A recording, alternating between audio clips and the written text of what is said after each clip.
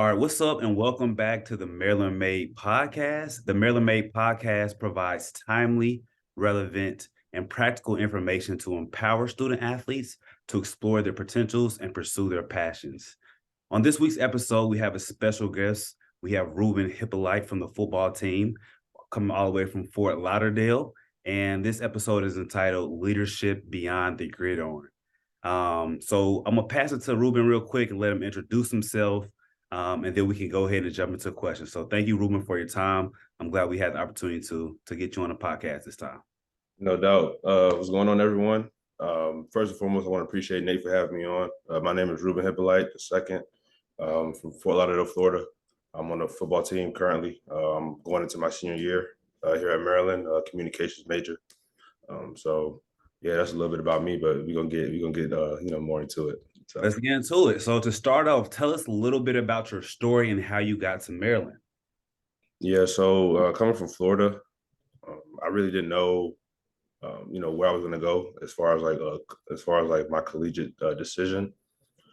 I had a lot of schools in the country offer me scholarships, and I could have went anywhere. But I decided to come to Maryland because of one, what Coach Locks had envisioned, and two, it was a lot of opportunity for me. We're like 20 minutes away from DC. And Baltimore is also right around the corner, like 30 to 45 minutes. So it's a lot of opportunity for me to be successful off the field. And I take pride in that because football is not going to last forever. So you always got to have, something to fall back on when the game is done.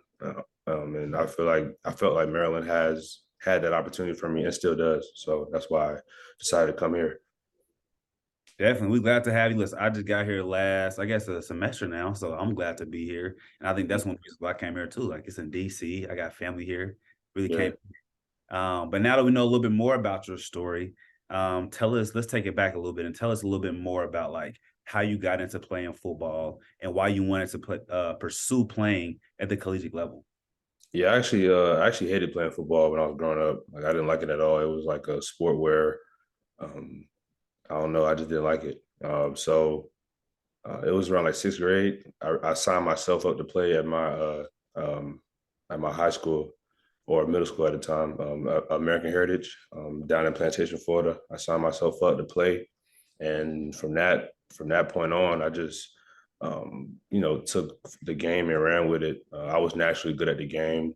Um, like my IQ was there, skill set was there. So it was a no-brainer that I should be on the football field, making plays as I was and, taking that to the next level and seeing how far that could take me. And it's brought me to a lot of places, especially this one in Maryland. So the game has been very good to me. And we're going to continue to, receive the benefits from, my hard work. So, yeah. Love it. So now tell us a little bit about your recruiting experience coming up to UMD. I know what it's like being recruited from football. I actually walked on, but like I know there's a lot, like junior days is a long process into really getting into the school you kind of want to be at. So tell us a little bit about your recruiting process and obviously kind of what won you over to again get here. I know you talked about Locks being a big part of that, but tell us a little bit about that experience. Yeah, the recruiting process was fairly easy for me. I'm big on people and big on energy. Mhm. So anytime I feel that the energy is great or the energy is not great in places, I can detect that very easily. So um, my decision was based off that. And then another part of it, my mom, she's a big influence on my life, and she played a major part in my decision as well because going somewhere where it makes her comfortable is important to me. So I made sure that that was valued and that was acknowledged. So um, both of those boxes were checked for Maryland, so that's why I decided to come here. And like I said before, not only what Coach Locke said or what I said about opportunities, but it was a chance for me to make the league and get on the field right away. Obviously, I had to earn my keep, earn my stripes. You never, I was never given anything, and I understood that coming into college. So it gave me the opportunity to play right away. And to have a shot at the league because that's the end goal for me. So Definitely. The Big Ten is pretty crazy too. So you plan to get the best of the best no doubt every week. So every week. So came in playing. And now you said you're going into your senior year. So tell us a little bit about like what's it like playing for UMD, like playing football at this stage at the Big Ten. I think you guys had a pretty good season this past season, but like, what's your favorite part about playing football here? Tell us a little bit about the experience of just playing, being a football player here, being a face here at UMD. Yeah, it's definitely a blessing. I took the leadership role on, for the team, and I guess you could, so to speak, for the university as far as the athletic standpoint. I took it on with open arms because I understood what the responsibility that was going to come with, not only having success, but just being the type of person that I am. Very vocal person, just person who works hard and everyone respects what I do. But that's just how I am as an individual. So I understood, what came with that. Mhm. Just embracing that role, and then going into my, last season here. It's just a blessing, man. It's been a blessing. It's been great. It's just, on me to make sure I do all the things that I need to do, not only to, reach the goals that I have, but help my teammates along as well, reach their goals that they have for themselves. So that's the mindset going into it. That's always been my mindset, and it's got me far, and it's going to take me far. It's going to take me even farther. So. Yeah. So next, we're gonna go to the next section. I like this section a lot, right? And we're gonna talk about being more than an athlete. And I think when we first met, something that stood out to me was how you felt strongly about leadership and like what that looked like in your life. And I just want to shed light on that and talk more about that. So, like, from your perspective, what does being more than an athlete mean to you? And like, how does this apply to how you view yourself? Obviously, you wear multiple identities, but talk to us a little bit more about like what does being more than an athlete mean to yourself? I think being more than an athlete is having faith, and not and acknowledging that all the talents you've been blessed with, and all the talents you've been given, and everything that you have that the average individual doesn't have, that seems extraordinary. Like you didn't get on your own. Like you've been blessed, and to have a belief, in a higher power, whoever anyone believes in. I think that's important. And that's what being more than an athlete means to me, because at the end of the day, you don't play your sport for yourself. You play to inspire others. You play to provide for your families, and for others who are less fortunate. You play for a bigger cause than yourself. And that's why I play the game, because I know there's individuals looking up to me and looking at me, as motivation, and I don't take that lightly. I mean, I'm honored by that. So, um, yeah, man, just to be able to be in position to, whether it's to help my family or help the next man, help my teammate, or help someone that I may not even know or may not even meet in my life, but just to know that I have that type of impact. And then just the opportunities that come with it, not only NFL, but business opportunities and things like that. It's a lot that comes with it. So I think being more than an athlete is taking advantage of that and acknowledging that you're blessed with these talents, and they're meant to be, they're meant to share to others and to impact others, not just to for your own personal benefit. Yeah, I think you kind of mentioned a little bit, and I think it's a perfect segue when you said like being a student athlete is a lot. You know what I'm saying? And my dad always tells me this phrase, or he said it for a long time, and it's like, too much is given, as much as required, right? So like you're here, you got a lot of stuff on your plate. So like, tell us a little bit about like how do you balance being a student athlete, like, and talk about like maybe some things that you struggle with throughout your tenure here so far. I mean, it sounds cliche, but it's really about time management. Yeah. Being able to, get up at a certain time, be on schedule. Obviously, as athletes, we have schedules and things and such like that. Mhm. But for individuals who may not have a tight schedule like athletes, or who want to, seek, you know, reaching their goals, at a better rate, and just being more successful. It's just about time management and scheduling. You have to have a clock in your head. Like I have a clock in my head every single day, when I get up, because like everything is timely, and everything has, a way of biting you in the butt if you don't take care of it, when it needs to be taken care of. So, and that's with schoolwork, that's with life, social life, life on the field, schoolwork, like I said, life off the field. Like it goes hand in hand in every area. So time management is what I would say the most important piece that I Mhm. struggle with a little bit. Um, but I tightened up and got back right. But yeah, I would just say time management is that that piece that is pivotal. So I definitely agree. And I think coming in, making that transition from high school to college is always hard, whether it be a student athlete or a traditional student. So I'm glad that, you got the support needed and you were able to learn how to manage your time wisely and, kind of make the best out of your experience. But let's go back to the leadership conversation. Like I said, I know that that's huge for yourself.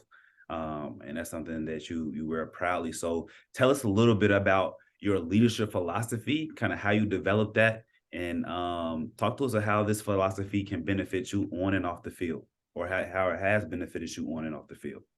yeah, for me, it's just being emotionally intelligent. I Mm, think that's what's been the biggest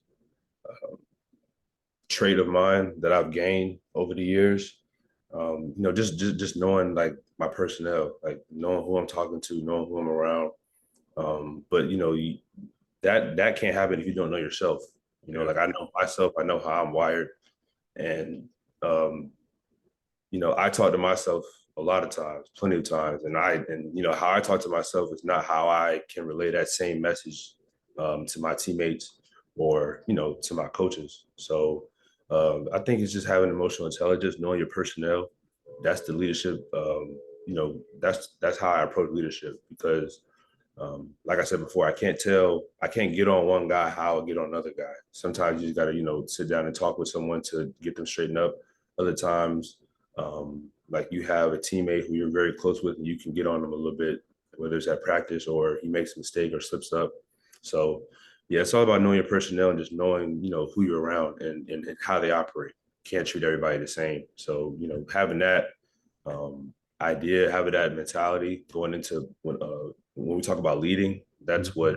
that's what I go into it with. So And then, like, have you found that this philosophy sets you apart from others, whether it be leaders in your class, leaders on the field, on the team specifically, leaders in the classroom? Have you found um, has that like set you apart from others? yeah, definitely. A lot of my time that I spend is talking to guys and like actually trying to understand them. So I think a lot of time, and it's not their fault, but I think a lot of times people don't really spend time to get to know a person and like how they really and like what makes them go and how they operate. A lot of times I sit back and observe a lot. Like that's why I'm very quiet at a lot of times because um, I'm just observing of a lot of things just so I can understand how people operate and like what makes them tick, what makes them not, and things of that nature. Because at the end of the day, the team, like I'm one of the guys that the team looks at. So when they need something or things are going bad or things are X, Y, and Z, like people are coming to me. So I have to be sharp on that. So yeah, it definitely sets me apart, and I'm not ashamed of it or anything. It's just what comes with the territory. So That's what's up. You're taking a responsibility head on. So that's good. That's good. So tell us a little bit about like maybe some of your favorite Maryland made programming that you've been involved with, and like what resources that you found to kind of be helpful, in your path so far. yeah, for me personally, definitely the Leadership Academy and the um, I believe it was a workshop where you had where Maryland May had different companies or people of different walks of life in corporate world come through, and we was able to talk with them. Definitely. I think that's important because from a leadership academy standpoint, just sharpening my skills and just learning different ways how to lead, how to approach certain situations, and also learning about myself as a leader. And Mhm. then um, from the workshop perspective, just being able to talk to different people in different areas and paths of corporate America, um, not only to figure out what I want to do once my plan day is over, but who I can connect with, from that, and then it can turn into a long lasting relationship. So those were the two events that really stood out to me because they're very important to me and my ideals and how I thought or what I deem is important to me. So Definitely. I think you were talking about the fall career meetup when we had the people come in. I think you were taking a long time with Moses, NFLPA. So I'm glad you were able to meet that connection there, build a genuine relationship. I think that will take you far as you move forward. And then my last question for this section is more about like just trying to figure out what ways you are positioning yourself moving forward to just continue to build success. So like personally, I give you an example, like I read from time to time and just try to read different books. Mostly they're self-help books, trying to make sure I understand myself, but then that kind of translates to being in a workplace. Again, I mentioned to your point earlier, knowing yourself first and then being able to help others. So what are some things that you're kind of doing now, this positioning yourself for success in the future? Yeah, number one is meeting people, Yeah. um, meeting people of influence, and just meeting people in general. I think a lot of times uh, we kind of take for granted the platform we have in a sense where we can meet a lot of people, and it's a lot of like communication can happen at any time with anyone, as long as you just make yourself presentable and be consistent with it if they're not consistent on their end. So that's one, meeting people and just getting my face out there. And it doesn't have to be someone in the business, where it could be someone on campus, because you never know what they can where they could take their life when they graduate. So that's one. And then two, just doing a lot of self-reflection. I think self-reflection is great. Looking in the mirror is always great. It's hard, but it's fair. So just always self-reflecting, always looking at things that you could do better. And you never take losses. It's always lessons that you learn. There's wins and there's lessons. I don't look at things as losses, because everything happens for a reason. Like, I don't live with any regrets, because everything that I did, or everything that I felt was right, is all a part of my story and my plan. So those are the two main things that I use, and that I'm engulfed in, if you will, to position myself to have success for right now, and then to position myself to have success in my future endeavors. So yeah, that's what I'm big on right now. That's a bar. You know what I'm saying? No, no losses, straight lessons. I love that. I love that. So like as we move forward, let's talk about a little bit, we're gonna talk about a little bit more about identities. We can talk about the future. So what is something that others wouldn't necessarily know about you unless they knew you personally? Like tell us more about, I know we talked about identities earlier, but tell us a little bit more about the other identity that you have outside of just being a quote unquote football player. I mean, I think people don't really understand my ability to really connect. I think a lot of times people see me as, I like, football player, or, someone who's just, out here existing. Like, I actually like take the time to get to know people and really connect, because like, that's just the type of guy I am. Like, I have a big heart, but I also understand that, you know, everything is not, as I want it to seem. So, I just been learning over the years to see things for what they are, and um, you know, really just try and connect with people, and just fill them out. I mean, I think people just see me as like a mean, uh like I have a mean personality or something, but I'm really not that. I'm really not mean or anything like that.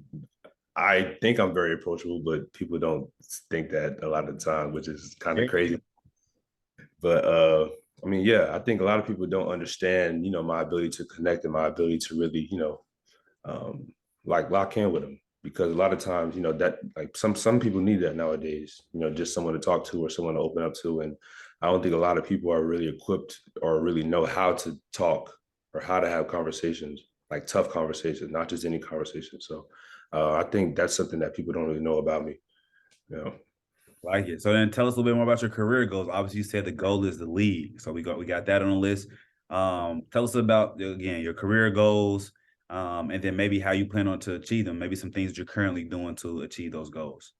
Yeah, so right now my career goal is the NFL right now. I'm at a stage and point in time in my life right now where I'm just learning. I'm soaking up everything, Yeah. because I'm not saying that I don't want to limit myself, but I'm just saying that my focus is on a different pathway right now than life after. But like I said, I'm just in a path where, like, in a space where I'm just learning about everything, learning about every skill, and researching every skill, because I know once I can find something that people need, and then get really good at, supplying that demand, then I'll be successful, either way it shakes out. So That's what I'm doing right now, and just things that I'm doing to position myself once again.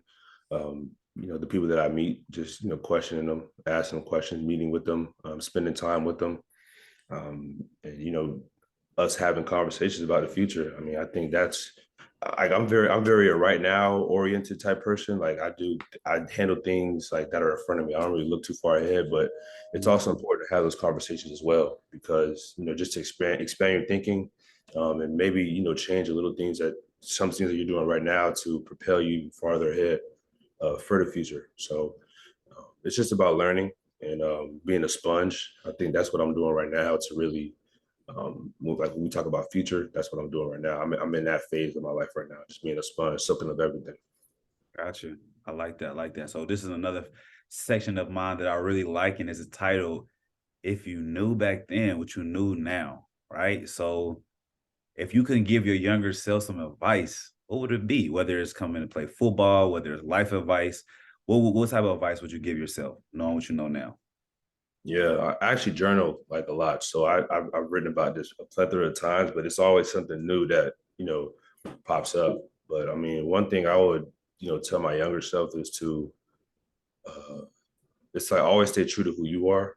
Like Hmm. obviously, like everyone's different for a reason. Like no one's the same because like there would be no uniqueness about the world or about anything. Like that's not what we were created. We weren't created to be the same. We were created to have different skills and bring different things to the table. So staying true to who you are and staying true to like yourself is key because like I said prior, like you'll never know who you'll inspire or you'll never know who you'll help or motivate to do it, like to exercise their gift because while I'm exercising my gift, it can motivate someone to exercise their gift, and our gifts are totally opposite. So, like I said, it goes hand in hand. I think staying true to yourself is what I would just continue to harp on to my younger self because knowing yourself is half the battle.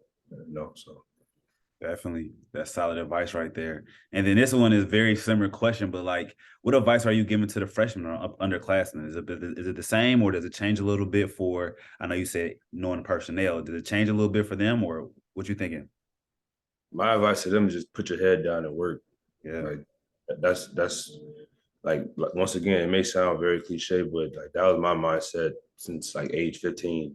Like just put your head down and just continue to work because I mean, I don't know, man. Like I don't like I said before, I don't play the game for, accolades and, acknowledgement. I play because I love it and, I love what it can do for others. I don't even really, see it from what it can do for me because I know if I just put the work in where I can get to. But my main goal is to just inspire others to do it, to do great with themselves. And by doing that, I gotta put a great product out there. And I gotta put my head down and just continue to work and continue to sharpen my craft. So that's what I would tell younger guys, freshmen, underclassmen, or anybody really. You don't have to be underclassmen. You can be anyone. You can be in corporate America. You can be an athlete. It doesn't matter because that mindset applies in all areas. Just put your head down and just work. Just work because time is not slowing down for anyone. Right. So you just you gotta get to it. So that'll be my advice. That's what I'm talking about, Ruben. Keep doing your thing out there. We got one more section. It's going to be super fire. It's called rapid fire. It's going to be real quick. So just think of the first thing that comes to mind when I ask you this question. What is your favorite football stadium that you've ever played in? I'll say Hard Rock. Hard Rock Stadium down in Miami, right? Yeah, Okay. Hard Rock. Would you rather kick a field goal to tie or go for two for the win? Go for two for the win. You Go for taking two. risks. Okay. Okay. Who's the best player you ever watched in person, play with or against? I'm gonna go with my quarterback, Talia. That's what's up. Uh, what is your favorite UMD jersey combination? Turf script. All right. Hands All right. And then best pregame meal. That's pregame and pasta. Pasta from anywhere specific or it don't matter, just pasta. Nah, well, I'll tell you what I put in it. I get whole wheat noodles Okay. or bow tie, whatever one is, like looking the best that day. Then I'll get some pesto sauce. I'll get some mushrooms, Yeah. some chicken, and maybe some broccoli or spinach, depending on the day. Then I'll get some Creole seasoning and then just dress it up and then put a little bit extra cheese on it, and we good for the game. So you a chef too on the low. That's another identity. That's another hat you wear. I got food cooking right now, actually. So, I'm active in the kitchen. Good stuff, man. I love to hear that. Well, man, again, thank you for your time. Thank you for your leadership and all that you do. Tell the listeners, viewers, where they can connect with you, whether it be on social media, Instagram. Tell them where they can connect with you real quick. Yeah, so Instagram is my name, my first name, Ruben, Ruben, Knows, Knows. And then my Twitter is Ruben Knows one. Same thing. My Instagram just has a one at the end. And yeah, I'm on campus. So, any students who want to connect, I'm on campus as well. I ain't hard to find. So, yeah, that's it. That's what I'm talking about. And then others, make sure y'all follow us on Maryland Made. We have an Instagram account, Twitter. It's at MD Made Terps. So make sure y'all connect with us. We're also on LinkedIn, so make sure you look for us. But definitely thank you for tuning into another episode. Be on lookout. We got some more fire guests coming on this season, and I'll see y'all next time. Have a good one. Oh, peace.